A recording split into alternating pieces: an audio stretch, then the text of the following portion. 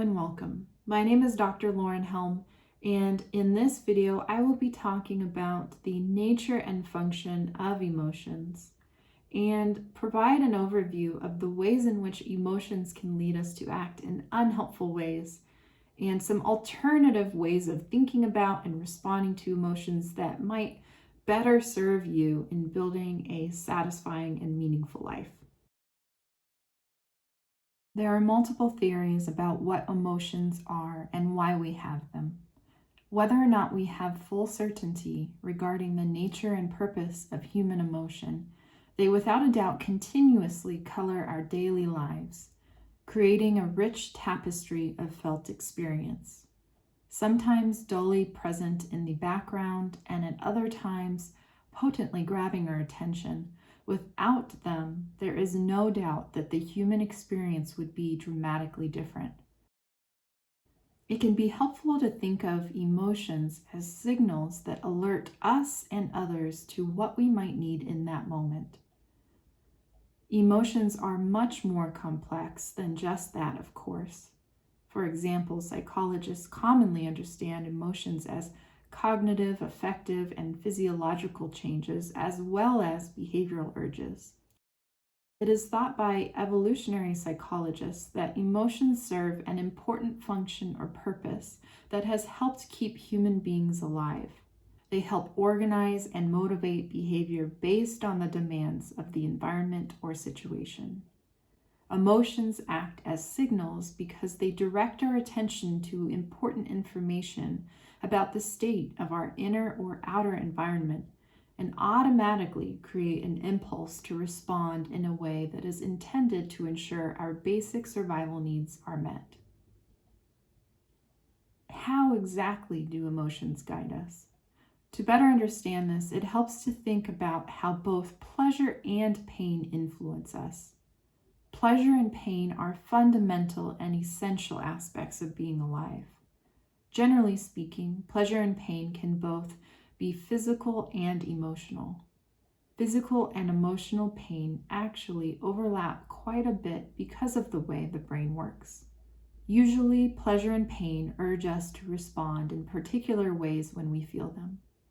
Let's say you touch a hot stove and you feel the searing pain of the hot stove on your fingertip. The physical pain will almost certainly prompt you to immediately remove your finger from the stovetop as quickly as possible to stop or reduce the pain. Generally, when something is painful, we are powerfully driven to stop or to get rid of the pain by escaping whatever might be causing it. Usually, physical pain is caused by physical damage or danger to the integrity of the organism. Without physical pain, we might continuously expose ourselves to harmful or life-threatening situations. Conversely, physical pleasure guides us to pursue more of whatever is the source of our pleasure.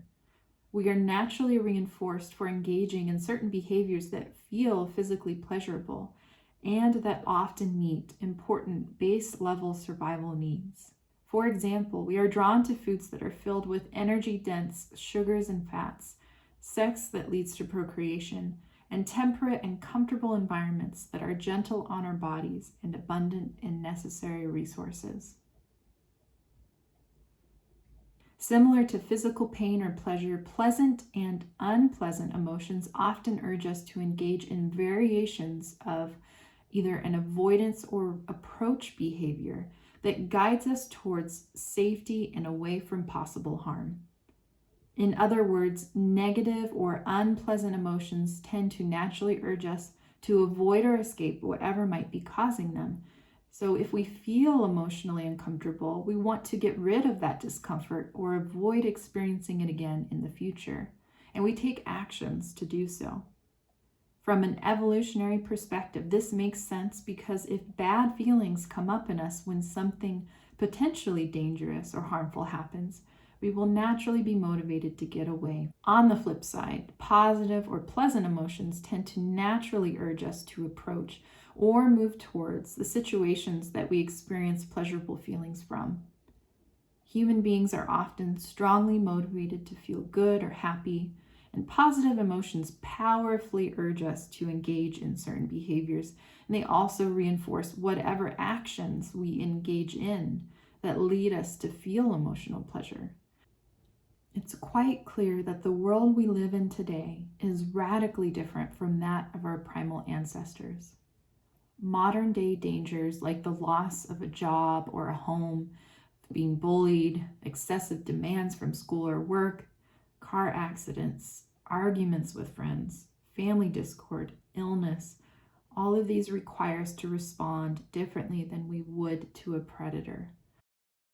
When we encounter these modern day stressors, our automatic physiological and emotional responses often occur in a similar fashion to how they would if we actually had encountered primal threats to our survival.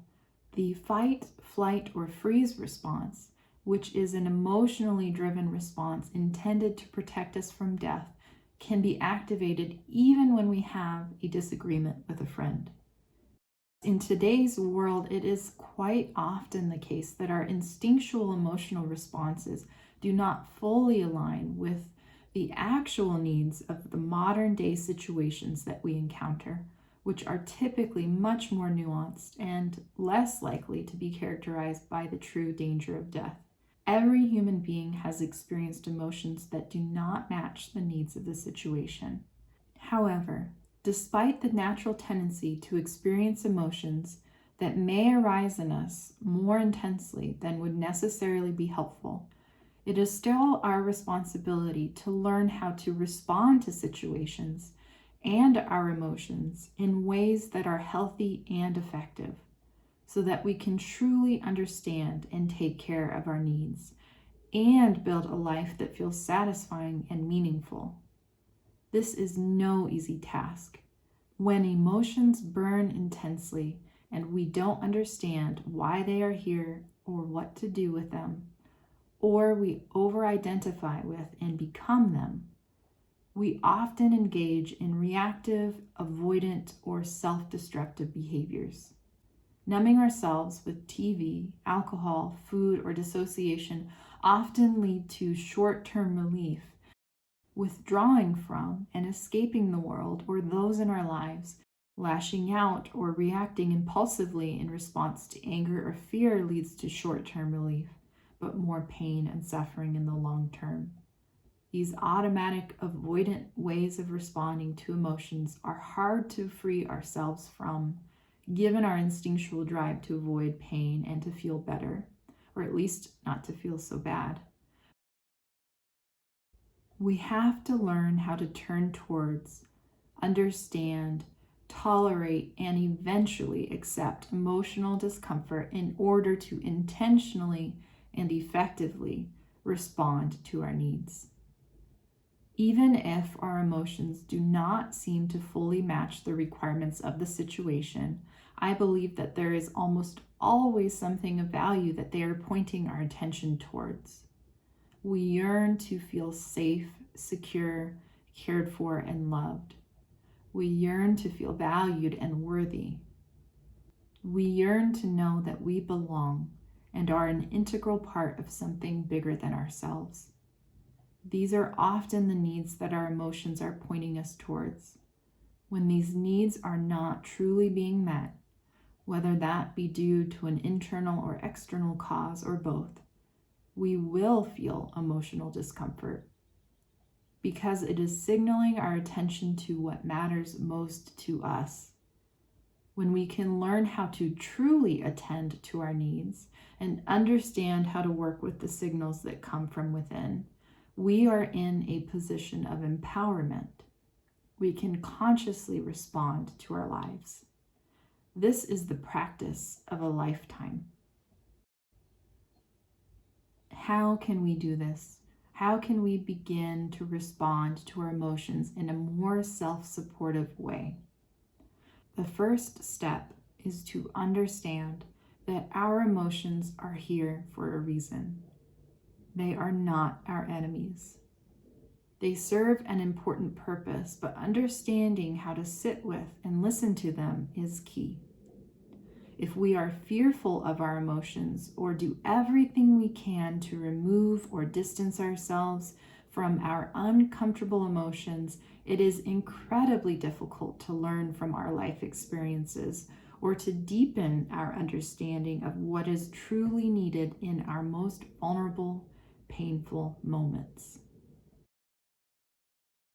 But when we are no longer afraid of what comes from within, when we can begin to better understand and make peace with our emotional signals, we can learn how to attend to the needs that our emotions are truly a reflection of. It is our responsibility to ourselves and to others to learn how to soothe and care for ourselves in the ways that matter most. Remember, we all want to feel safe, loved, and at peace. Ask yourself, what will truly bring more of what you deeply need into your life? How can you offer yourself a safe, loving presence while you feel scared, hurt, sad, alone, or angry? What will care for the needs of your body, of your mind, and heart in ways that are tender and self-loving, in ways that do not cause you additional harm or cause you to feel stuck in suffering? It is okay if the answers to these questions do not come easily to you. You are not alone in that. These are skills that we need to learn, and many of us were never taught them. These are the emotion regulation and inner parenting skills that require guidance, repetition, and tremendous patience, as there will be many missteps and falling back into old, pain-avoidant or reactive ways. But the path of making peace with our emotions, better navigating our inner world, and ultimately making peace with ourselves is so very, very worthwhile.